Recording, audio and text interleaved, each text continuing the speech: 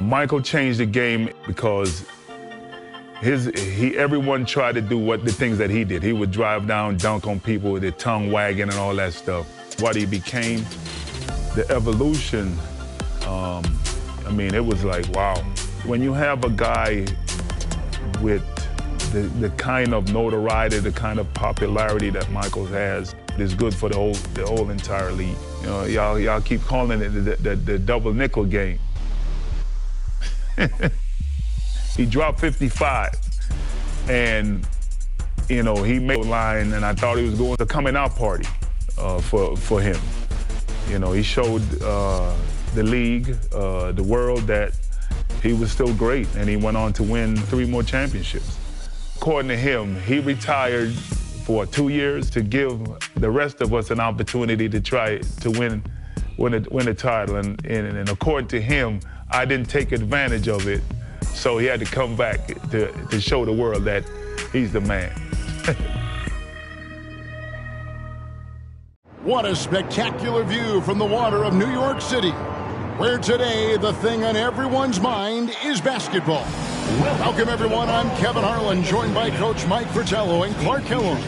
David Aldridge will join us from the sideline moments from now. Since Michael Jordan's return, the Bulls have a 2-2 record. And Mike, now they take on the challenge of facing the New York Knicks here in New York City.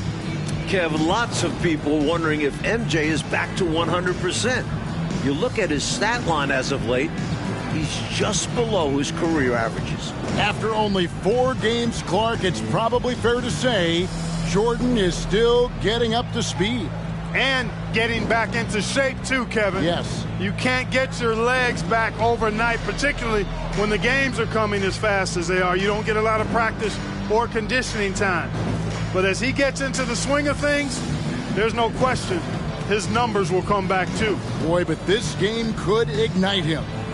Going over the starting lineups for the Bulls, it's B.J. Armstrong at the point. Then the dynamic duo of Michael Jordan and Scottie Pippen. Then it's Tony Kukoc at the 4. Down low for the Knicks, they'll start off with Derek Harper and John Starks in the backcourt, with Anthony Bonner in charge. It's going to be interesting to see how Jordan takes on this Knicks team. Will he try to outsmart New York, or is he ready to go toe-to-toe? Here's Kukoc. Pass to Pippen. Right side, Jordan. Off to a good start as he hits his first shot attempt. You know, Clark, big challenges historically have a way of bringing out the best in Michael Jordan. And, Kevin, I think that's exactly why this is a game people have circled on the schedule for a while. This atmosphere, taking on a rival on their home court, you know that gets the competitive juices of Michael Jordan stoked up. Yep, that's what drives him. You're right. Something we expect to see Chicago doing in this one, Clark, is trying to stop Starks from sinking three-pointers.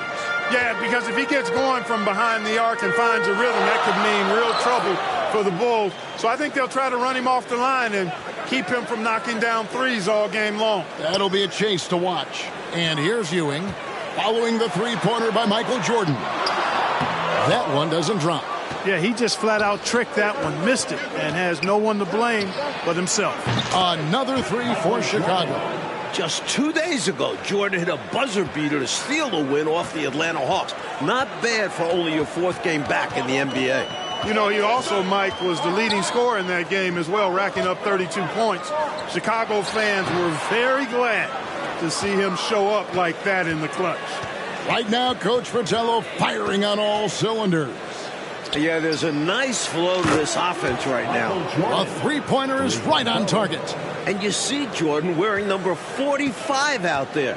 The same number he was wearing on the baseball diamond. Not his usual 23. Well, I'll tell you what, Mike, if he wanted to be 23 again, he'd have to pull it down from the rafters back home. He retired, so they retired his jersey. But it's still a little weird to see him wearing 45. Unloads, and the Bulls tack on 2 more. Right from the start, they set the tone and were the more dominant team. I love how they've looked right from the tip.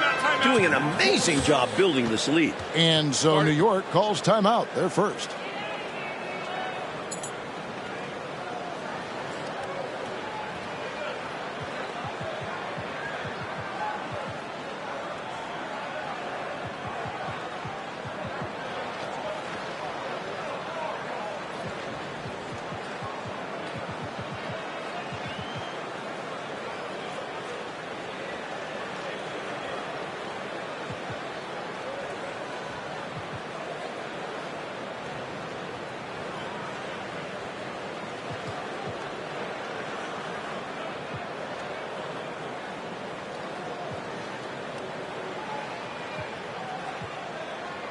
And the Bulls making a change here.